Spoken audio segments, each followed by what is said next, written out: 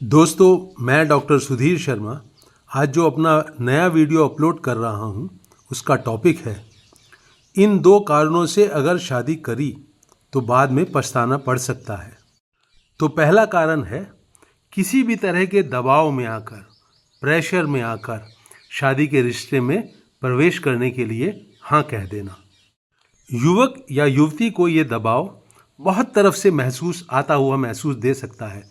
माता पिता का दबाव होता है, उम्र निकली जा रही है, शादी कर लो, अब तो कैरियर पूरा ठीक तरह से बन गया है, अब शादी कर लो। आप किसी फंक्शन में जाते हैं तो जो नज़दीकी रिश्तेदार हैं वो कहते हैं, उनकी आंखें कहती हैं, अरे अभी तक शादी के लिए कोई बात आगे नहीं बढ़ी, कोई रिश्ता तय नहीं हुआ, उम्र निकली जा रही है, अब तो शादी हो ही जानी चाहिए। फिर एक सबसे बड़ा दबाव होता है अपने आप का खुद के ऊपर। मन एक अजीब तरह की से विचलित रहने लगता है, परेशान रहने लगता है, बहुत दुविधा से भर जाता है, एक द्वंद्व का शिकार हो जाता है। शादी कर लेनी चाहिए, जीवन साथी अभी कोई सामने आया नहीं है उपयुक्त युवक या युवती, पर फिर भी शादी कर लेनी चाहिए, ये बात 24 घंटे दिमाग में घूमने लगती है। कुछ अपने कारणों से, कुछ जो समाज का प्रेशर है, परिवार का प्रेशर है, उसके कारण तो अपने ही भीतर एक द्वंद्व खड़ा हो जाता है। अजीब अजीब तरह के विचार मन में आने लगते हैं। शादी की उम्र निकली जा रही है, इससे जूझने लगते हैं। कल को अगर रिश्ते आने बंद हो गए तो क्या होगा, अकेले जीवन कैसे कटेगा, कल को बीमारी होगी तो कैसे बात आगे बढ़ेगी। अपने ही भीतर एक बहुत गहरा दबाव, रोज़ रोज़ बढ़ता हुआ दबाव जो घबराहट पैदा करता है, चिंता पैदा करता है, एक तरह का भय पैदा करता है, वो दबाव खुद ही इंसान अपने ऊपर बनाने लगता है। जहाँ रिश्ते लड़का लड़की एक दूसरे को दिखाकर रिश्ते तय होते हैं, वहाँ पर भी बहुत जल्दी दबाव बनने लगता है कि जल्दी शादी करो, कहीं ये रिश्ता हाथ से निकल ना जाए। दबाव का सामना करने की काबिलियत कैसे पैदा होती है, इसकी चर्चा मैं वीडियो के अंत में आपसे करता हूँ। दूसरा कारण है मित्रों, विवाह में प्रवेश करने का एक गलत कारण है मन के हाथों ये डिसीज़न सौंप देना, ये फैसला सौंप देना कि मन तू फैसला करके बता कि शादी में प्रवेश मैं करूं या ना करूं। आपका मन आपके बारे में बहुत कुछ जानता है, आपकी क्या अपेक्षाएं हैं शादीशुदा ज़िंदगी से, क्या आपके सपने हैं, क्या आप चाहते हैं, क्या बिल्कुल नहीं चाहते हैं। मन को ऐसा प्रतीत होता है सब कुछ मालूम है। फिर वो मन इन्हीं सब कारणों के बीच में से वो जो सामने एक युवक या युवती है जो जीवन साथी बनने के लिए उत्सुक है, जहाँ रिश्ता हो सकता है, उसके व्यक्तित्व को ध्यान में लेता है, कहता है इसमें ये गुण हैं, ये अवगुण हैं, ये सुविधाएं मिल जाएंगी, ये खुशियां मिल जाएंगी, ये सपने पूरे हो जाएंगे, ये सपने नहीं पूरे हो पाएंगे। तो इस तरह के बहुत सारे जो इन्फॉर्मेशन है वो आपके मन के पास है, आपके बारे में भी, और जो जीवन साथी बन सकता है वो सामने भी हो सकता है और अभी सामने नहीं भी हो सकता है।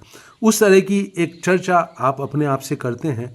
मन आपको बताता है, अलग अलग समीकरण बनाता है, अलग अलग इक्वेशंस बनाता है, और फिर वो एक फैसले पे पहुंचने की कोशिश आप सोच विचार के माध्यम से करते हैं कि शादी में अगर प्रवेश करते हैं तो वो एक सुख शांति देने वाला यात्रा साबित होगी या नहीं, जो जीवन साथी सामने आया है वो उपयुक्त जीवन साथी बनेगा या नहीं बनेगा।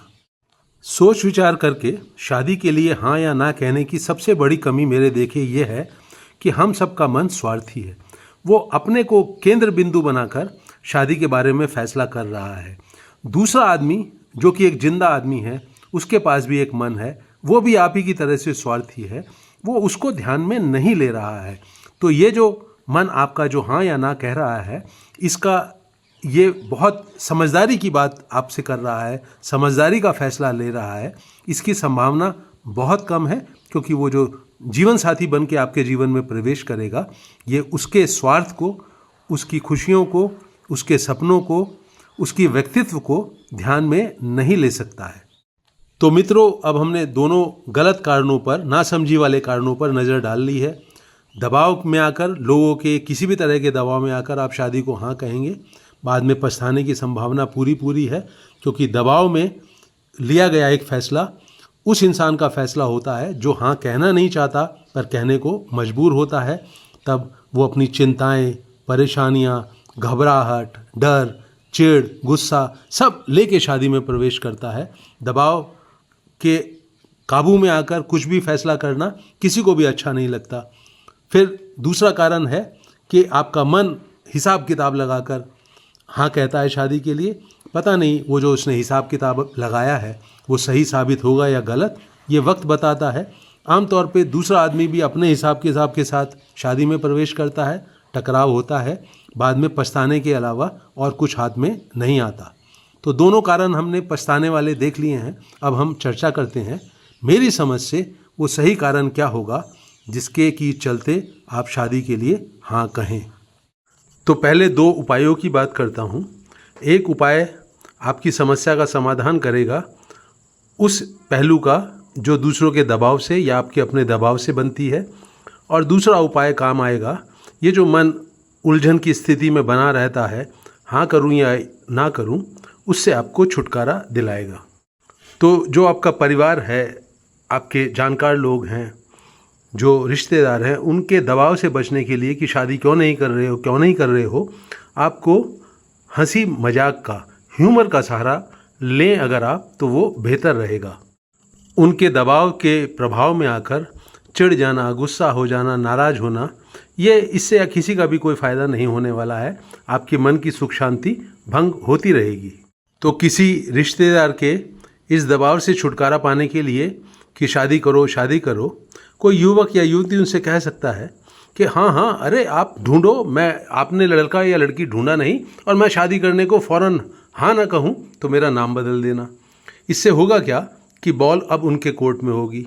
वो ना लड़की या लड़का ढूंढेंगे और ना ही आपको शादी के लिए हाँ या ना कहने के उनके दबाव में पिसना पड़ेगा।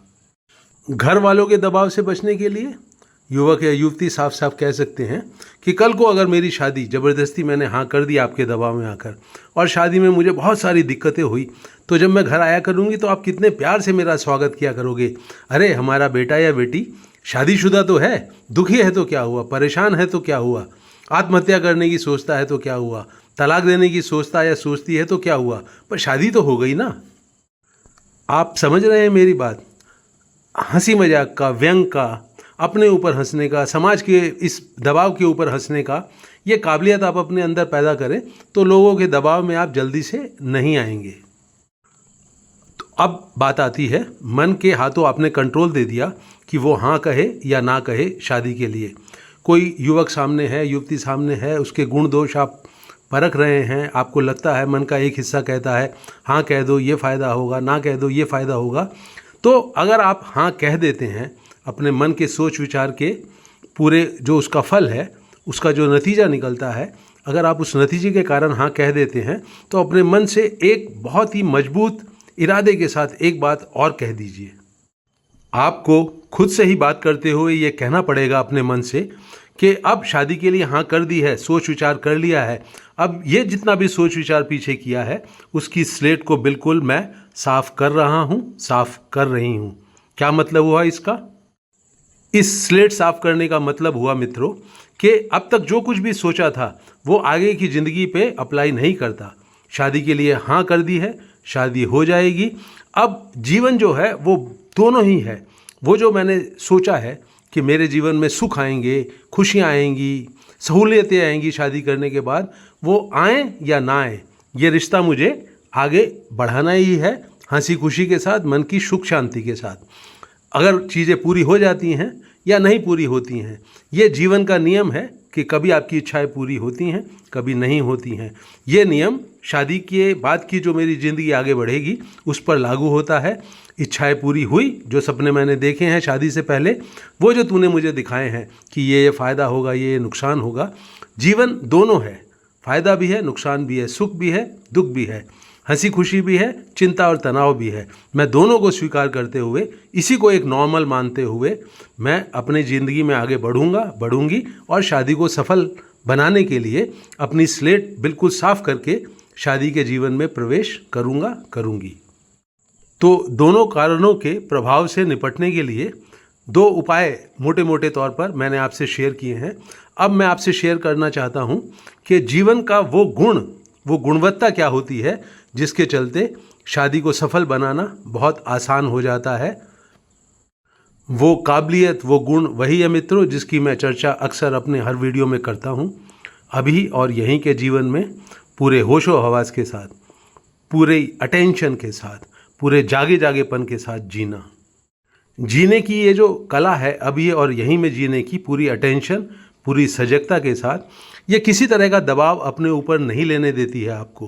क्यों नहीं लेने देती है?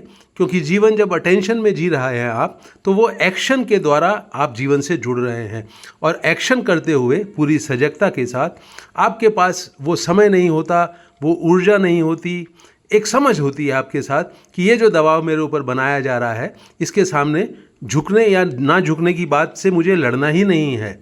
मैं अपने जीवन में सजगता से एक्शन के संसार में आगे बढ़ रहा हूँ, बढ़ रही हूँ। और जब इस संसार में एक शादी करने के लिए उचित जीवन साथी सामने आएगा, उचित अवसर सामने आएगा, तो ये सजगता मेरा बहुत बड़ा संबल बन के, बहुत बड़ी स्ट्रेंथ बन के मेरे साथ खड़ी होगी। और तब मैं हाँ कहूँगी या ना कहूँगी, वो मेरे लिए, मेरे हित में होगा, मेरी सुख शांति, मन की खुशी में, मेरे जीवन को खुशी से भरने में सहायक होगा। तो अपने इस वीडियो को मित्रों मैं यहीं रोक रहा हूँ। मुझे उम्मीद है कि आपको अच्छा लगेगा, उपयोगी लगेगा, और इसे आप अपने व्हाट्सएप ग्रुप वगैरह में अपने करीबी लोगों के साथ शेयर भी करेंगे। अपनी राय और अपने सुझावों से कमेंट सेक्शन में उनको लिखकर मुझे अवगत कराएं। आप चाहते हैं मैं किसी नए विषय पर वीडियो बनाऊं तो उसको भी लिखें। मेरे YouTube चैनल हैप्पीनेस सीक्रेट को सब्सक्राइब करके मेरा हौसला बढ़ाते रहें। इस वीडियो को अंत तक वॉच करने वाले मित्रों को बहुत बहुत दिल से धन्यवाद।